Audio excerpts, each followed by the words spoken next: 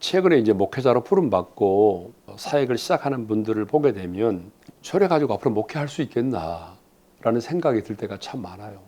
왜냐 그러면 어떻게 하면 교회를 성장해 볼까라고 하는 어떤 마케팅 아니면 교회 성장론 이런 것에만 좀 몰두하고 있어요.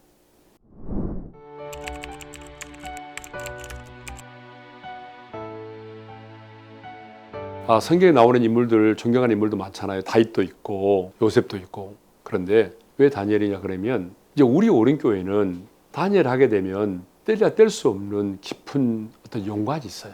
왜냐하면 다니엘 21일 기도회를 우리가 쭉 해왔잖아요. 그렇기 때문에 성도들도 다니엘에 대한 이해가 깊고 또 다니엘을 보게 되면 정말 이 시대에 필요한 그런 영적 DNA를 갖고 있어요. 그러니까 어떻게 보게 되면 다윗을 연구해봐도 다윗에게도 DNA가 있어요. 그런데 소년의 시절부터 인생의 황혼까지 모든 세대에 걸쳐서 이야기할 수 있는 그런 영적 DNA를 다니엘은 갖고 있어요. 그러니까 젊은 날에는 뜻을 정하고 그렇게 살았잖아요. 그런데 이후에도 보게 되면 계속되는 역사의 소용돌이 속에서도 계속되는 정체성이 흔들리지 않고 순결하게 살고 기도의 삶을 살고 인생의 마지막 거의 그때도 영성이 또 있었어요.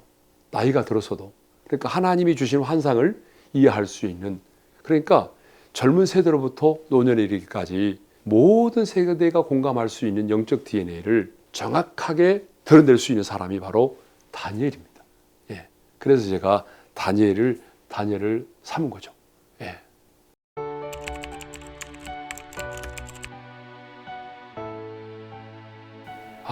저의 이제 그 목회 철학 중에 하나가 변화를 두려워하지 말자거든요. 그러니까 무슨 말이냐면 진리는 변할 수가 없잖아요. 진리는 변하지 않죠. 절대 진리죠. 그러나 진리를 담는 그릇은 시대마다 새로워져야 한다. 이게 제 목회 철학이거든요. 그러니까 변하지 않는 이 절대적인 진리의 복음을 이 시대에 어떻게 우리가 전할 것인가는 이 시대를 살아가는 목회자들에게 진정한 고민이 필요해요. 그러니까 제가 말하는 이런 영적 진리는 변할 수가 없는 거잖아요. 그런데 이러한 진리를 담고 있는 DNA를 어떻게 우리의 다음 세대들에게 어프로치 할 것인가, 적용케 할 것인가. 이거는 그래서 제가 텍스트북을 나오면 청년국에서 넘겨가지고 우리 청년국에서는 청년의 눈높이에 맞는 교재를 따로 만들어내는 거예요. 그리고 우리 꿈이 있는 미래에서는 미취학과 취학부 아이들에게는 이거를 어떻게 접목시킬 것인가, 그들의 눈높이에 맞는 교재를 따로 만들어냅니다. 왜냐하면 눈높이가 달라야 되거든요. 그래서 이게 이제 다니엘 프로젝트라고 하는 게 한 권의 책으로 나오는 게 아니고 텍스트북이 있으면 거기에 이제 청년의 눈에는 청년의 눈높이에, 또 청소년들은 청소년의 눈높이에 맞게끔 또 접목을 해야 되거든요. 그래서 그 나름대로의 필요한 영상들이라든지 이런 것들은 저희가 또 따로 준비를 할 예정입니다. 네.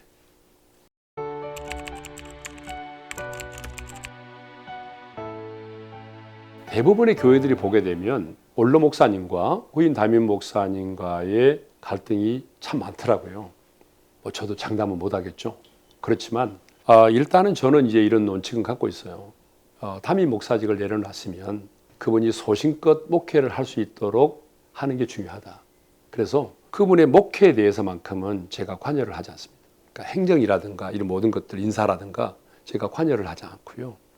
그리고 도리어 제가 이제 이기사역을 할 수 있다는 것 자체가 더 감사한 거죠. 왜냐 그러면 많은 교회들이 보니까요, 원로 목사님들이 다음 사역이 없어요. 열심히 달려갈 수 있는 사역이 없어요.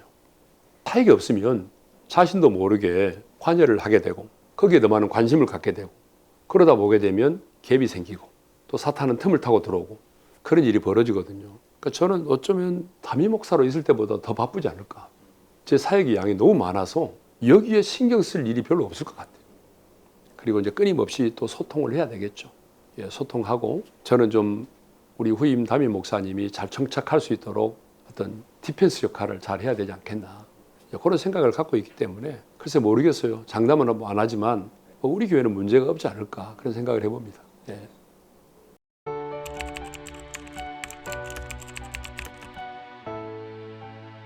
최근에 이제 목회자로 부름받고 사역을 시작하는 분들을 보게 되면 저래 가지고 앞으로 목회할 수 있겠나라는 생각이 들 때가 참 많아요. 왜냐 그러면 어떻게 하면 교회를 성장해 볼까라고 하는 어떤 마케팅? 아니면 교회 성장론? 이런 것에만 좀 몰두하고 있어요. 근데 내가 서두에 말씀드린 것처럼 목회는 내 마음에 있는 것이 흘러가는 거거든요.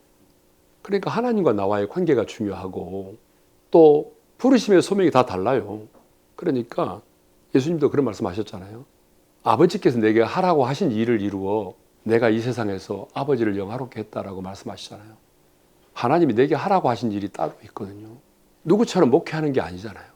어느 교회처럼 되는 게 아니잖아요. 하나님이 나를 부르실 때는 내게 하라고 맡기신 그 일이 있거든요. 그러면 그 일을 이루어서 하나님을 영화롭게 하면 그것이 곧 인생의 성공인데, 목회자들이 다 대형교회 목회자가 되는 것이 성공이에요?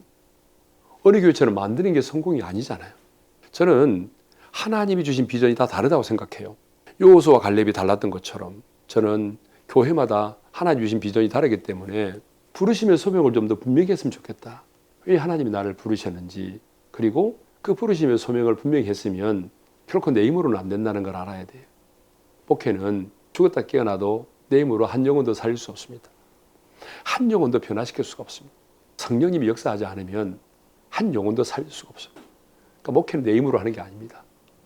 성령님이 하십니다. 그러니까 목회자는 부르심의 소명을 분명히 하고 하나님의 영으로 충만함을 받고 내 안에 충만함이 있어야 흘러가는 거 아니겠어요? 내가 주님 때문에 행복해야 성도들도 행복한 거지. 내 안에 뭐 불안과 두려움이 있는데 그 목회하면서 불안과 두려움을 흘려보내면 성도들이 행복할 수 있겠어요?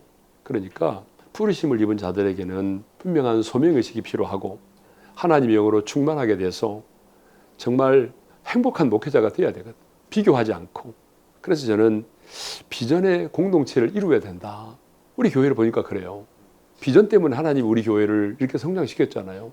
하나님 우리에게 주신 비전이 있잖아요. 그 비전 때문에 우리를 만나게 하셨고 그 비전 때문에 하나님께서 재정도 주시고 이 마지막 때에 우리의 만남을 허락하셨는데, 지금도 저는요, 우리 교회가 비전을 떠난다면 저는 우리 교회가 존재해야 될 이유가 없다고 생각해요.